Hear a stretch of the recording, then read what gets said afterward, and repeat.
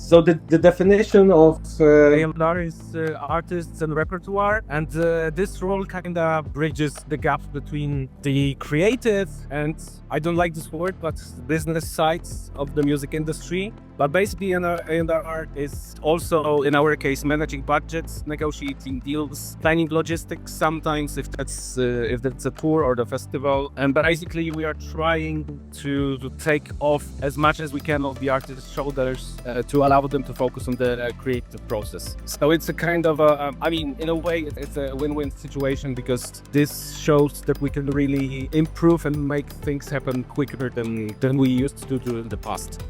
So signing to a label basically might provide you with a long-term support, some consistent promotion and this mentoring, and also access to the resources across multiple projects and even different collaboration with other artists from the label and so on. I really see that the festivals are finally, even that's because of the full-scale war and the escalation in the media. At least it helps, because some of the people are making a decision to invite the Ukrainian artists to the festival or think about releasing an Ukrainian artist in their label, just because of that. Is one of our greatest friends of Ukraine. Tomek has been a part of Music Ambassadors Tour this year. He's been actively involved having Ukrainian artists at his up-to-date festival even before that, but especially this year. Tomek helped us raise the much needed funds as well. So he joined our sort of summer festival tour. I was lucky to be at the festival. We took part in an amazing discussion panel about Ukraine. We brought an amazing poster showing all the Ukrainian artists who have died in the war and who are fighting. So, and ever since Tomek visited us here during the Ambassadors Music Tour, he has been incredibly helpful. He's been doing everything that he can to help Ukraine. And well, that brings us here. He is here today to share his knowledge. He's been a curator, an A&R, and a manager for over 15 years.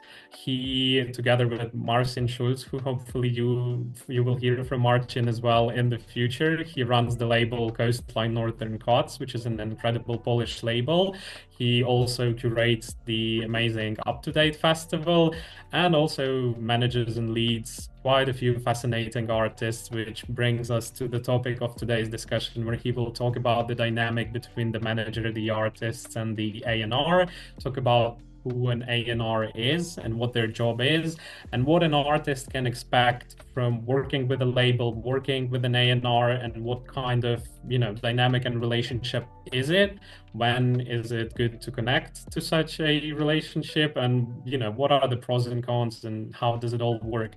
So without any further ado, Tomek, the mic is yours. And then after Tomek is done, we're going to do the Q&A.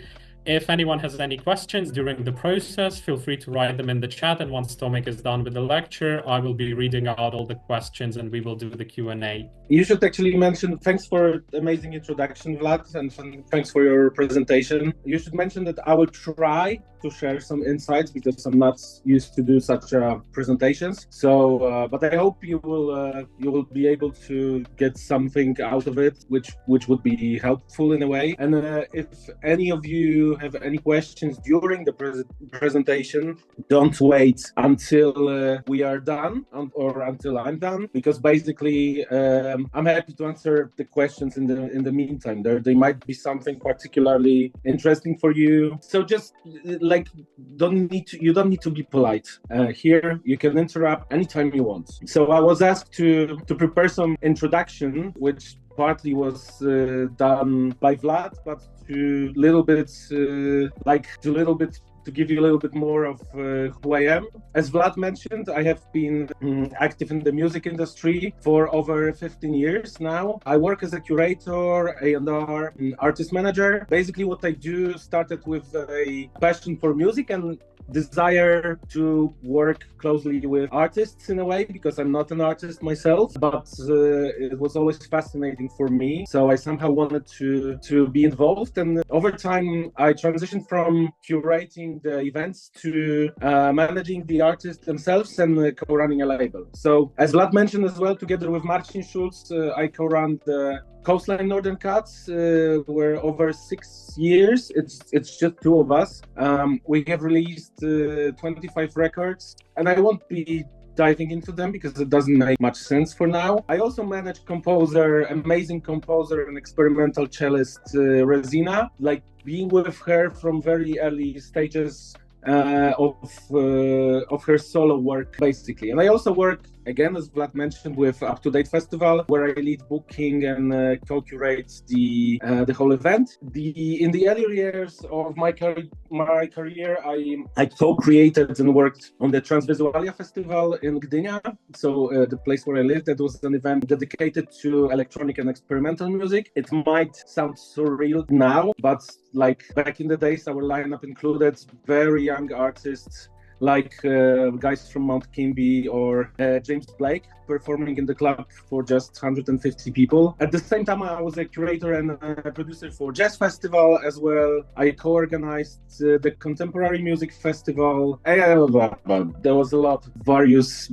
strange and different situations. But ultimately, I think all these experiences, they kind of led me to establish a label, which gained the so-called momentum during the COVID pandemic in 2020, because while other projects were put on hold and some of them never returned, I found the need to keep the things move forward, and the label was actually one of those things who that allows it, basically.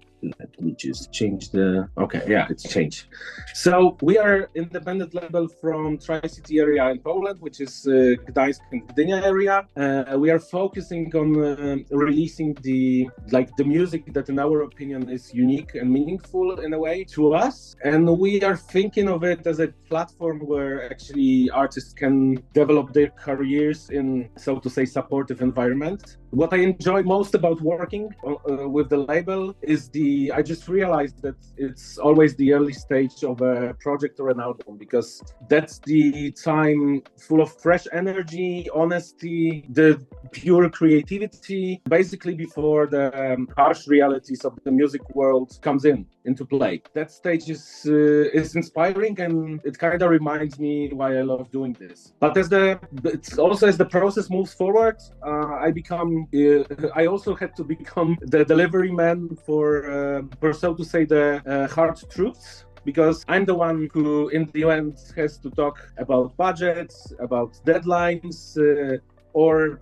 limitations if they are. And I know this kind of makes me unpopular. Many people I work with don't really like me because I am the person who brings the problems to the table and forces somehow them to face the reality. But I'm okay with that, and I believe that if the team stays grounded and works together, even the toughest challenges can lead to good solutions. So, well, it's rarely easy and it's never quick, but I think that's the only way to create something that truly works, especially in the independent music scene where I'm coming from. Up to Date Festival, I'm booking manager and co-curating the event, as I already mentioned, and that's another significant part of my work. My role basically involves curating the lineup and ensuring the organization of the event remains relevant on many levels. From the label side, the latest released or artists like Antonina Tsarnichos or Tomek Papior are great examples of how the label and festival can actually intersect with the artist development. Just like with the label, a festival often requires confronting harsh realities in various aspects of its organization. That's why it's crucial to remember why we are doing this and focus on the shared goals in a way, because having the right balance is always something that reminds us of a joy of creating some unique things and events. And basically one of the most rewarding, so to say, aspects of being in such a privileged position as a booking manager is the ability to develop projects that are specifically designed to premiere at the festival. So Antonina Tsarnichos that I mentioned is the most recent album we released just a few weeks ago on November 8th. And that was actually born out of an idea inside our curatorial team.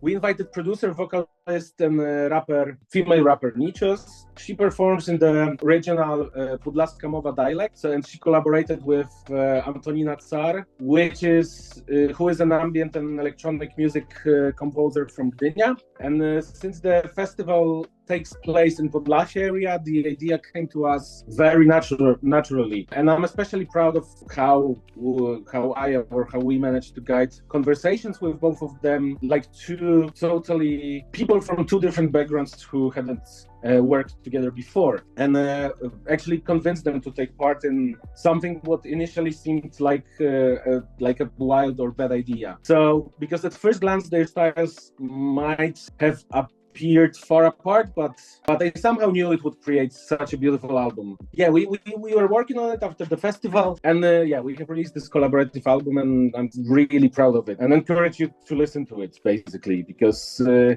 people in Podlasie, they use dialect that is fascinating mix of Polish, Ukrainian, and Belarusian, definitely not Russian, Belarusian, and Ukrainian, and it might feel surprisingly familiar to you in a way. I mean, Vlad said it sounds for him like a Ukrainian dialect as well. Here's the link, actually. It's called Toni. Are there any questions so far, maybe? I will be tracking chat, and if anything comes up, I will let you know. Good. Yeah. What is A&R? So the definition of A&R is artists and repertoire, and this role kind of bridges the gap between the creative, I don't like this word, but business sides of the music industry. Basically, A&R discovers and develops and supports artists, helping them like refine their sound and basically somehow reach to new audiences. From the labels perspective, A&R helps build a strong catalog by finding and supporting artists that kind of align with the label's identity. Basically, at Coastline Northern Cuts, so at our label, this role goes beyond the traditional definition, because in the first months before and about a year after an album's release, we often help, to book or organize shows or organize concerts ourselves. So, generally, label deals work on the principle that neither the artist nor the label earns anything until the initial investment is recovered. I will talk about that later. But once that happens, profits are basically split. And the key benefit is that the label finances the agreed scope of the album's production. And that's why we also need, sometimes we need an artist's involvement to boost the budget simply. And we are doing this through many different aspects of their work. But basically, A&R is also, in our case, managing budgets, negotiating deals, planning logistics sometimes, if that's a tour or the festival. And basically, we are trying to take off as much as we can of the artist's shoulders to allow them to focus on the creative process. So it's a kind of in a way, it's a win-win situation, because this shows that we can really improve and make things happen quicker than we used to do in the past, basically. Mariana asks something. She's asking what the difference is between, the artist manager and the A&R. Well, yeah, it's a very we would love to have the bands and the artists who works with managers, but usually at the early stage, artists are not able to afford having a manager. So that's somehow involves getting us involved to work with them as close as possible, just to make things right in the end. And eventually one day it will be possible for them, and they will be able to afford and have a manager. This could be somehow taken off our shoulders. So I think that's because the reason we are somehow doing it this way is that we simply want to, as I said, make things right. And that's probably the most it's a bit obvious, but it's the most relevant answer I can answer the question like that. So not sure if that's enough. Maybe not. So we can continue with your question. What are she's asking? What are the conditions and who pays for the work that A&R does? I will try to add from my side as well, from as far as I know. So A&R would be on the side of the label, and in some way you can say that an A&R does less, or well, it's more focused. It's on working with the artist to get the releases out, to shape the releases together, and then an A&R works with the artists on the label. But the artist manager, well, it's on the artist side, and they only work with the artist. And if there is an artist manager and an A&R, I guess you would also overlap a lot of the times, because it would be a work in which both would be involved if both are present, if that makes any sense. Tomek, from your experience, does that make sense? Yes, that makes perfect sense. I mean, I'm somehow too much involved, so I sometimes actually acting as a manager too much, which I shouldn't do. So it's also kind of difficult for me to answer the question straight away. But we are basically managers for some part of the strategic period when the album is actually developing and when the album is out, so to say. All right, and the presentation, I wanted to mention it. It's also based on Vlad's question. So thank you, Vlad. You made it.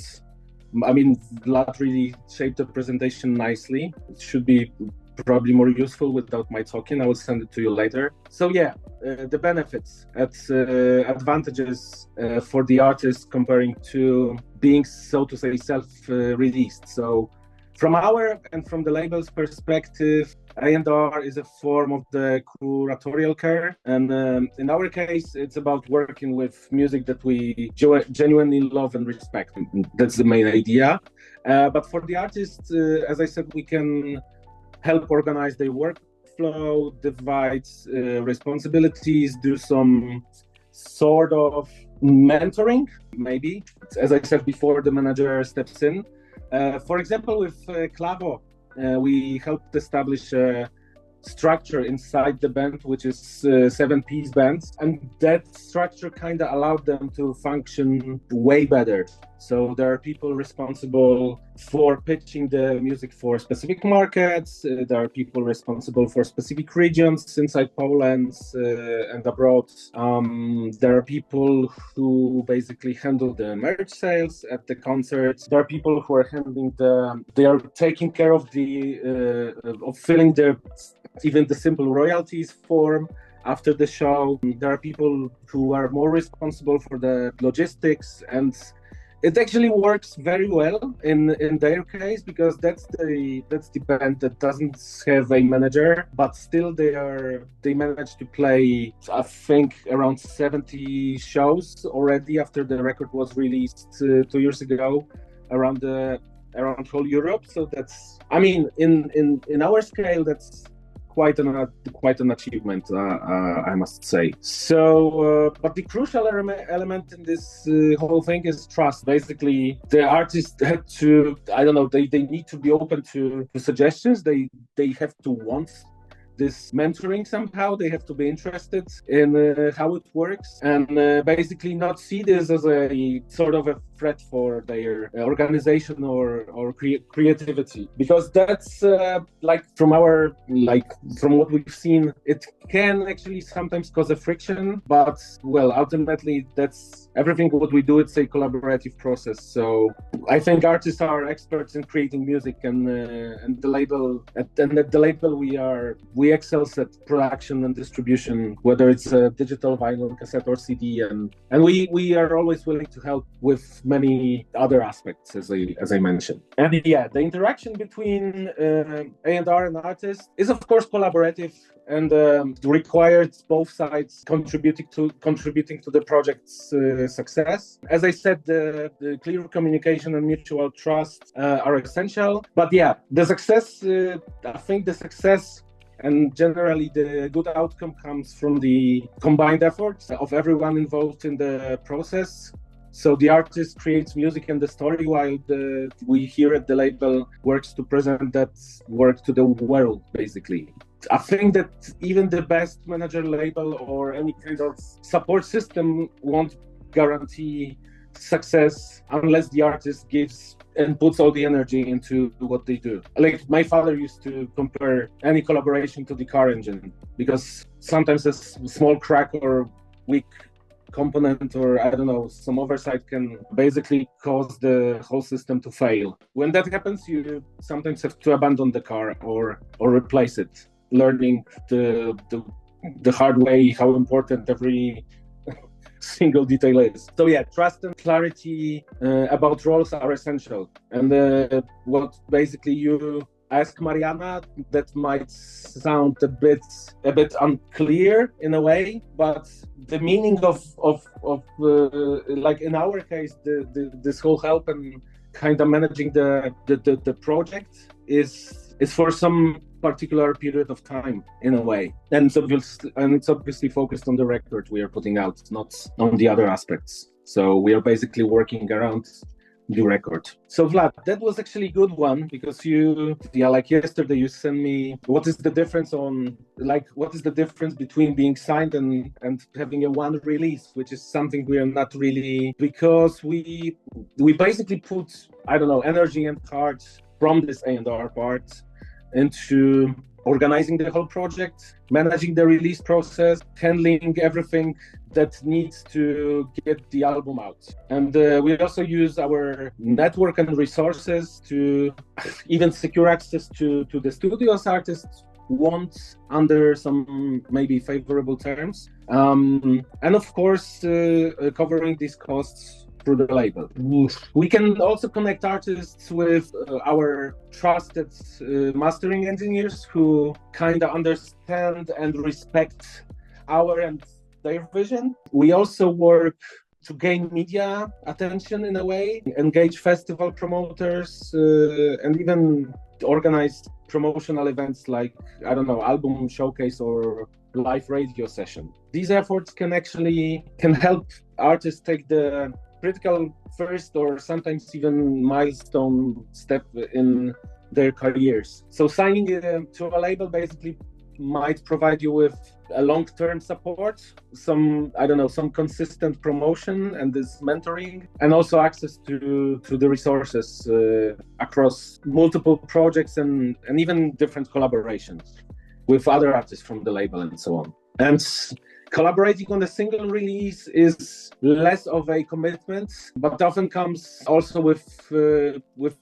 fewer resources and less, so to say, strategic guidance. And in our catalog, you will notice when you look at our Bandcamp page or whatever, you will notice that some artists already have 2 releases, while others are currently working on their follow-ups. Because we typically sign a project for at least 2 albums, because this allows for a broader perspective and better planning. 3 albums is often seen as the industry standard, but 2 album deals already offer, so to say, solid foundation. Another question from Vlad, thank you. How to pitch your music and basically how to send demos. We are basically getting a lot of demos, and I think more than half of them doesn't really fit to what we do. So basically artists are not doing the research and just sending out it to some lists they eventually made by themselves, but it's not directed at us. So basically the best way is to research if what we do and what other labels do, to kind of ensure that what they are doing actually align with your style and what you are sending out. Was there any question in the meantime? Violetta was asking, with how many artists you are having this A&R process right now. So how many releases are you working on with the artists on the label at the moment? At the moment, we are working on upcoming 2 releases, and the third one is on the way. But also there are some releases that are that we did this year. So we are still in the process of doing shows together and kind of like working together on bringing the music out to as many people as we can. So, but usually within the year, is it an average as well? So do you? Yeah, usually within a year will be like 4 to 6 projects. And Marcin is basically trying to lower the amount in a way, because he's the rational part of the label, and I'm the one who brings the stupid ideas. So, but yeah, an average is 4 to 6, I would say. And another one from Violetta, when it comes to communication, do you usually communicate in a more friendly way or a more polite, formal way? Is it important to, give artists answers ASAP, or, how do you often take time to actually reply? Do you think the communication between the artist and the A&R should be 24/7? Because sometimes artists have a lot of questions. Yes, they do. But are we talking here about I think we are talking here about the artists who are already in the label, right? I guess would be in both cases, the way you do it or the general. Well, so let's say in case when we have decided to work with an artist, we are basically at the moment when we are switching to more formal communication, especially if it goes to the bands, when there is when the project involves more than 2 people, basically, so 3, 4, 5, 6, 7, and so on. That's basically more favorable way, because that kind of allows you to get your head around all these questions and issues in more structured way. Because when we've been doing calls or even having the worst thing is the group chat. That's the absolute worst thing that you can imagine. And we used to have many stressful situations with one band, and there was all the topics have been so mixed up, and we've been basically all of us got lost. It led to huge frustration and not really understanding where we are heading. And I kind of immediately switched to the email, gathering all the thoughts together. And it seems that right now, even if something waits in the queue, so to say, everyone understands that it simply has to wait, because we don't have a clear picture now or full answer. Because in my opinion, sometimes when we've been discussing things inside the chat, I have been giving the answers that have been partly answering the question, or they have been partly enough, and then we never got back to this topic, for example. And the more formal way really helps to think things through and doesn't create that mess. So basically, even though you want to be in touch all the time in a very friendly way, you have to do some stuff. We are working on a project, so it's basically a hard work for everyone. So it's always nice to have the balance. I hope that kind of answers the question. Or was there anything else that I forgot, the second part of it or something? But yeah, whenever you're reaching the label, it's great if you can submit, so to say, 3 to 5 tracks that are doing the best reference. They are called here polished tracks. We of course understand the work in progress, and I'm not afraid of it. I totally understand how does the music sounds before it's being mixed. So also not really worry about that. The most important thing is some kind of notes about the music itself. Not even your bio. From my perspective, is always helpful, but I can actually figure it out by myself. But the most important thing is, in our case, when we are releasing the experimental and instrumental music, is as much notes about the music itself to kind of understand what's it all about, basically. Because we sometimes have a release. I won't tell you which one, but we really have a release and a great relationship with one artist. And the demo that I have received at first, I don't want to say I didn't like it, but I haven't figured out the idea behind the music at first, and I interpreted it in absolutely different way. And I was at the beginning I was skeptical before we have decided to release it, but then we started to talk more and getting more and more insights into the music, and we ended up loving it so much. So yeah, that's from our perspective. Basically, working with the label, I mean, I think people should commit to the label if they are really willing for some longer term collaboration, because usually the labels are trying to help get the best out of the release, and it sometimes might lead to some compromises, which not all the artists are interested in. Questions? There is one which can be slightly off topic, but still, it's from Anna. When an artist is signed to a label, who is responsible for communication with the publisher? Is it the music manager or someone from the label? Publisher basically is totally other side of the scope. Many labels are actually taking care of the publishing, but usually when it comes to a publisher who is basically handling all the authors' rights, the split is so to say 50-50, and so the label have the master recording part, and then so it's the master recording right and also the authorship, which is handled by the publisher. If we are the publisher, then it's really easy because we are communicating with the artists. But if there's a third party outside the label who is basically handling the publishing, then the whole communication works directly with the artist or the manager, or artist and manager. It basically depends how you are setting things up. The label has to be involved. So when there's someone who would like to use the music we have put out,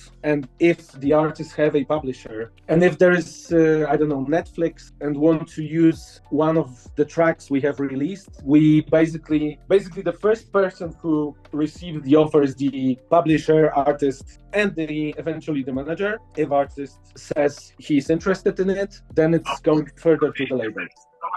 In the end, the half of the payment goes to the artist, and another half is going to the label. If there's someone interested in using the music in some other context. Did I saw the question from Violetta again? Yep. There is another one, and she says, as I understand, you're working more with electronic music. I'd like to ask, do you have cases with ownerships and questions that may be connected, for example, to actually rights?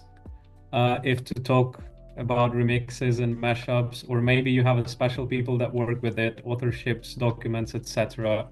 Not sure if that was clear enough. You can take a look in the chat as well.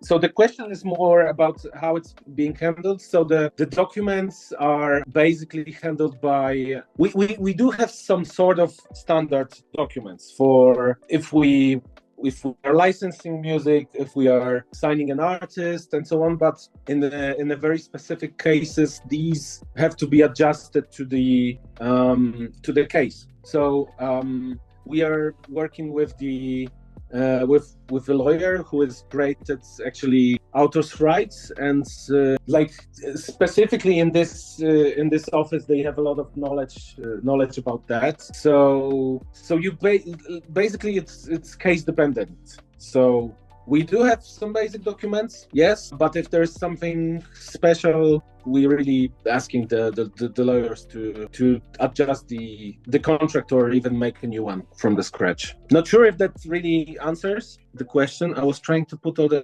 Vlad, can you read it again? No, it's all good. And she's saying that she was trying to pull all questions into one, which may have made it confusing. So if she has anything to follow up, I will let you know. Yeah, and then also you are always welcome to contact me directly after the lecture. So we can, if you really have some specific issues, then we can talk them through. I was at the part of the presentation entitled "What Label Deals Are Like."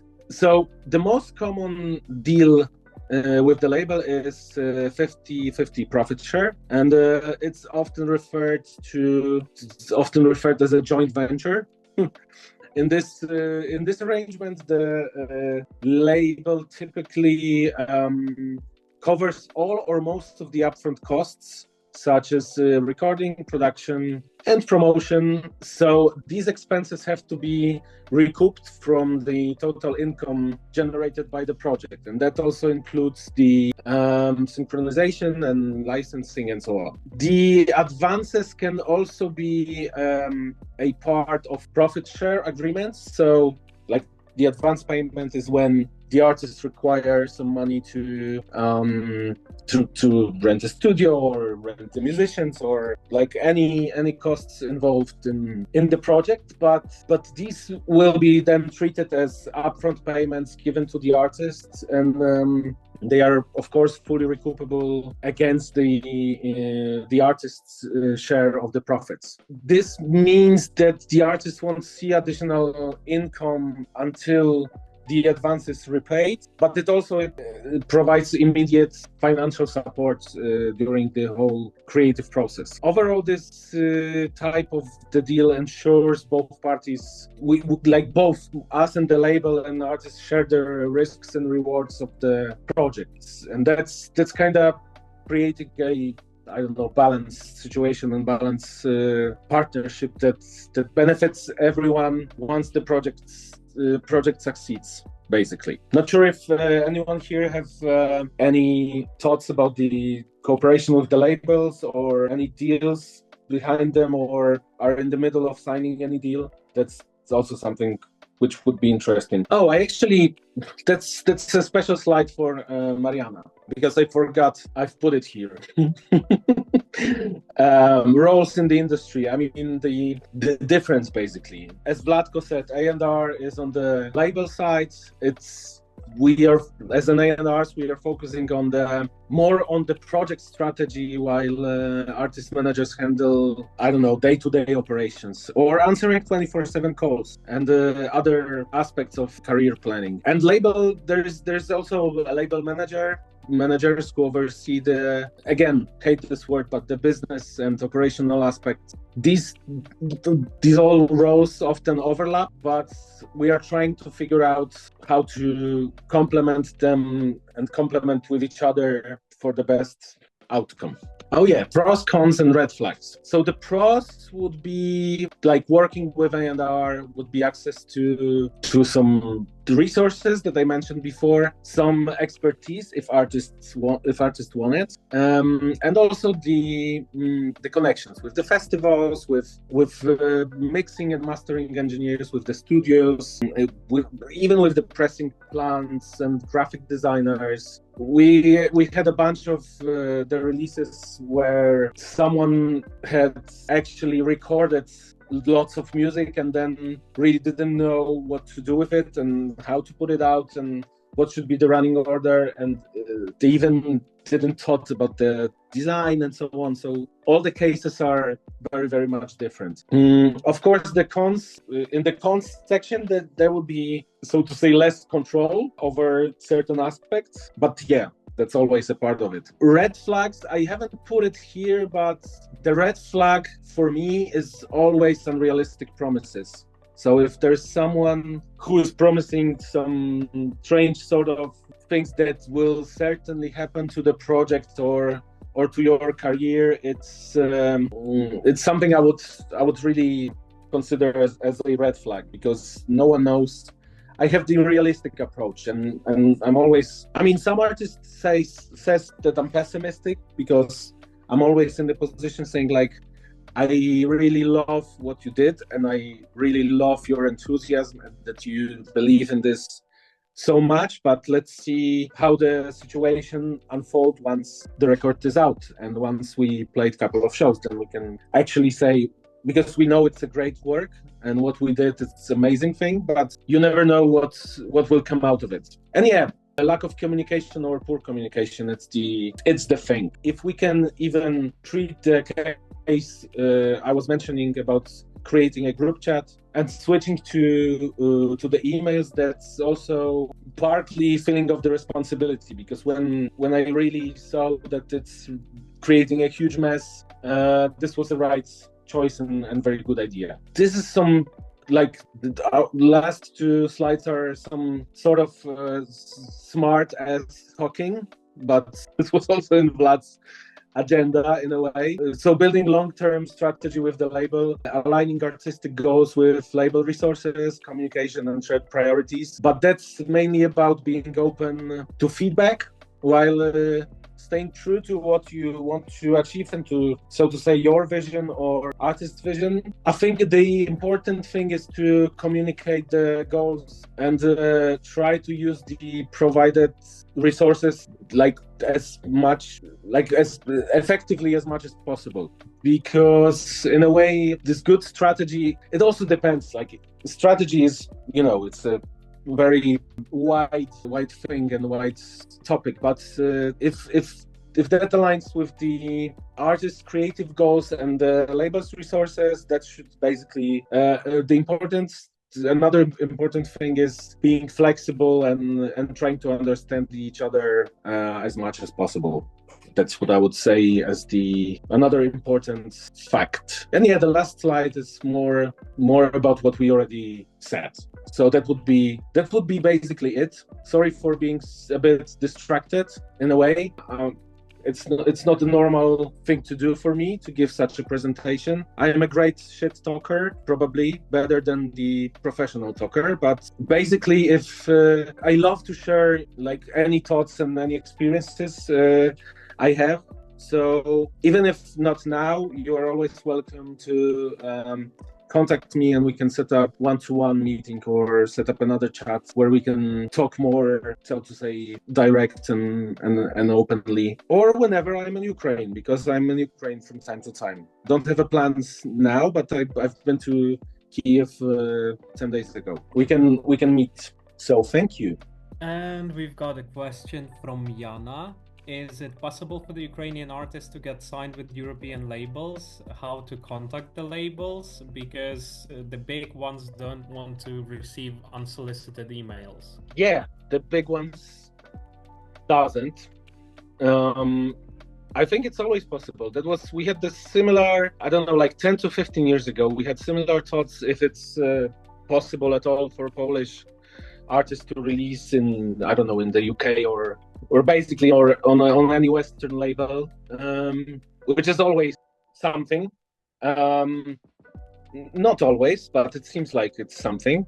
So yeah, it depends on what kind of music you are working with and what kind of stuff you want to put out and what kind of label you are considering. Because I know that for a while Poland was not on the priority list for many labels, but then once some A&Rs and once some people realized there is so many interesting artists in here, it's even become cool to release Eastern European artists, and that's more or less the same case. And there is more and more interest in Ukrainian artists and Ukrainian music. It's a part of the process. The Poland was first, and then and also there is more and more visibility. Probably also because I'm following more and more Ukrainian artists and what's happening in Ukraine. But in my case, I really see that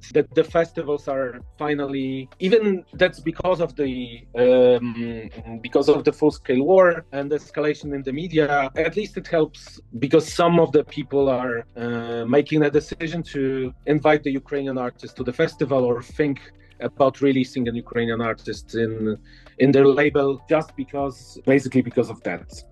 Okay, thank you. And now we have a block of questions from Oksana, who really wanted to be at the lecture but sadly couldn't join. So she sent quite a few questions beforehand. And so, okay, maybe.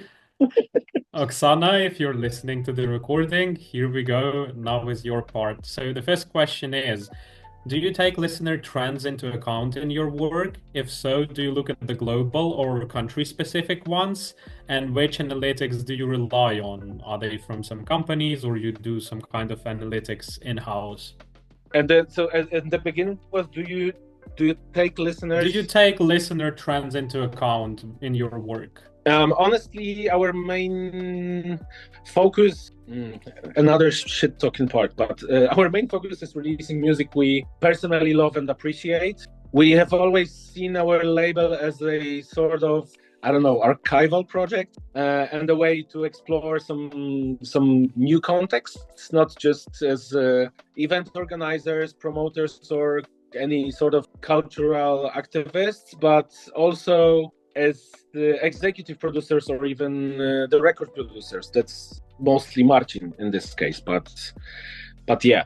And the second part was about the analytics. Do you rely on any kind of analytics? Are these some tools from some companies, or like do you do it in-house and check everything yourself? Again, that's a question for Marcin, because he somehow handles that side of things.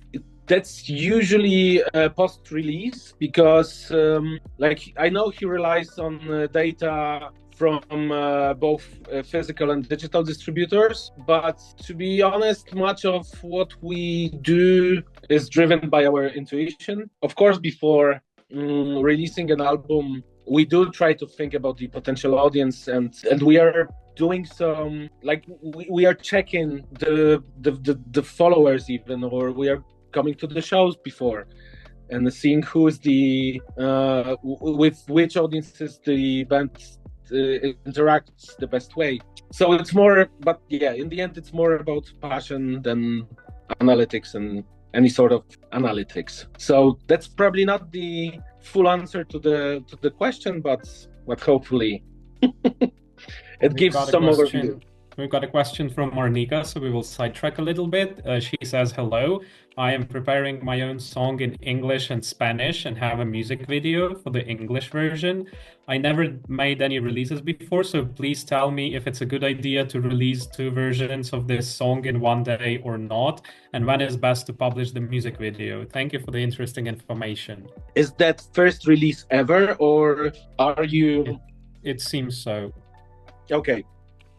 So, the first thing would be, that's again something about digital distribution, which is perfect topic for Marcin. But the first thing would be to plan the single release ahead of time. I know that right now the DSPs, so digital streaming platforms, they allow something like a cascade single, where you can actually have different sort of versions of the track. And I know that Tidal allows you to upload the video, the full video, not like Spotify, which allows you to basically upload 7-second canvas. But I guess the first thing would be to think about put it out on the digital streaming platforms and try to pitch the single, the particular song to some editorial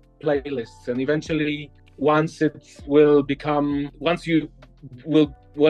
to feeding the algorithms, and once there will be some interest in it, if you want to do it independently, then it might be the right time after a while being active on the streaming platforms to release a video. And of course, there is a lot of work behind it with the social media and all that stuff. So it's a pretty difficult thing, because I know you probably put a lot of effort to make the video, to record the song in 2 different languages, and it's probably great. And sometimes it might not work and might not have the reach that you really expect to have, and it might not even balance the amount of work you put into it. But it's important to be patient and do your thing consistently, in a way.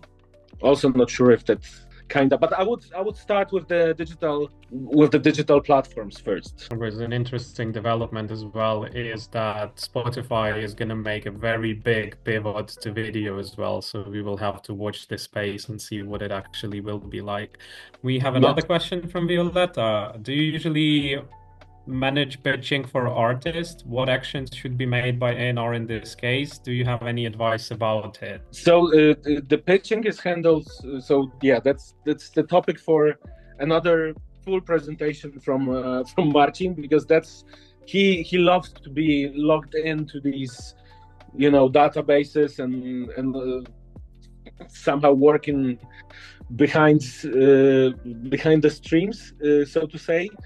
I know because we do work with the distributor in Poland, and I know Marcin is kind of planning it, and they are somehow splitting it, and there are some editorials where the track or the single from the album or the album itself is being pitched to the editors, and I know there is something done by Marcin, and some pitches are sent out by the artists themselves. But in your case, if you have already established the profile, and you basically the most important thing is to claim the profile, so to be verified through it's quite easy process. So once you claim your Spotify for artists, you are being verified with other social networks. I actually didn't mention it. Sorry, I'm not the expert in DSPs, but normally it's done, but by different sort of people. But in your case, you will have an access to pitch the song or the track to some editors. You can also use some. There are some. I don't remember. It's called Amuse Me or something like that. I can look it up, figure it out for you, because I was recently talking to some artists who was actually thinking about using it. There is some kind of a support for that as well available. So I will make a note and we'll send the link to Zlatko. We will forward it. Yeah. And then we are back to Oksana's question. How do you help artists find their unique sound, if such practice even exists? First of all, during the pandemic, we built our own studio. That was really incredible experience, because it taught me all the values of DIY and how satisfying it is. But that's the off topic. And in case when we are responsible for the album production, we are hanging out in the studio most of the time. And basically Marcin, blessed with his genius producer skills, he actually has to deal with all the ideas I'm bringing and my endless talking. But that's kind of the reality of releasing music you love. The recent example of Antonina Tsarenniczos is when Marcin said he got one comment from the artist and 11 from me, also shows something. But to answer the question, like how we are doing it, it's a bit difficult to answer, because there's no the path for it doesn't really exist. So it's also dependent on the project and dependent on the energy. So like the answer that it depends is not the most efficient one, but I would say it really depends on the project. Another one. What role does A&R play in choosing producers, songwriters, and collaborations for the artist? We are not using the actual songwriters. We are not cooperating with them. And if it goes to the any other collaboration, it's also project dependent. So I would have to think a little bit more about that. I mean, you can send it to me, and I will be happy to really think of it later on. Sounds good. Okay, the last one for today would be: do conflicts often arise between the artist's creative vision and the label's strategy, and how do you resolve them? Absolutely, they do. The conflicts are the part of this never-ending story. In some cases, the artist's vision is so coherent that there is no need to discuss things that much or interfere. But if we notice some gaps or if there is if there's not a clear vision, if the artists haven't thought of the artwork, even when a band, for example, hasn't thought how their music actually develops within the whole album, or how it and how the album will engage listeners. We will be trying to give the best possible advice, this sometimes can feel like overstepping, even if it's done with good intentions, so to say. So, for example, if an album risks losing the listener's attention after, I don't know, 15 to 20 minutes, we will be definitely having a conversation about it.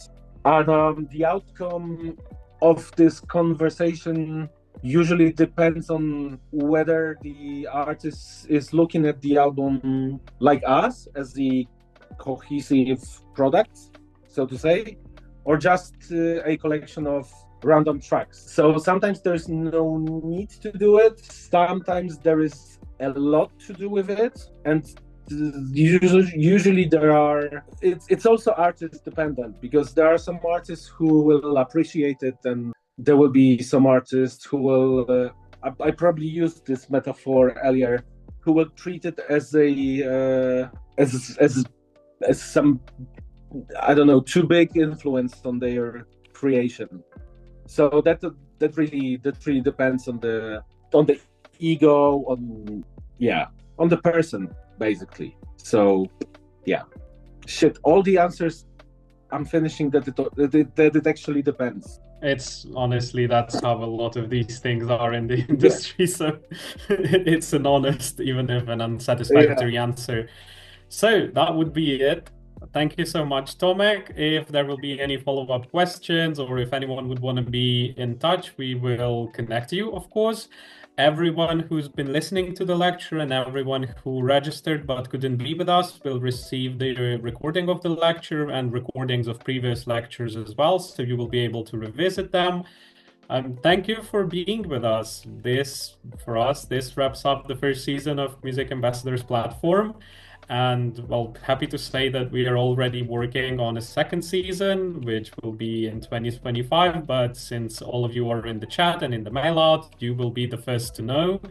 So thank you so much for coming. We hope you enjoy the rest of your week. And if you have any questions, let us know. You will also receive the feedback form. So if you will find 5 minutes to let us know how we can make things better, especially now that we will have time to prepare for season 2, just let us know. But thank you for being with us. Thank you to you, Tomek, and everyone, all the other speakers that joined us. It's been amazing to do this. And, we'll be in touch. Have a good one. Thank you.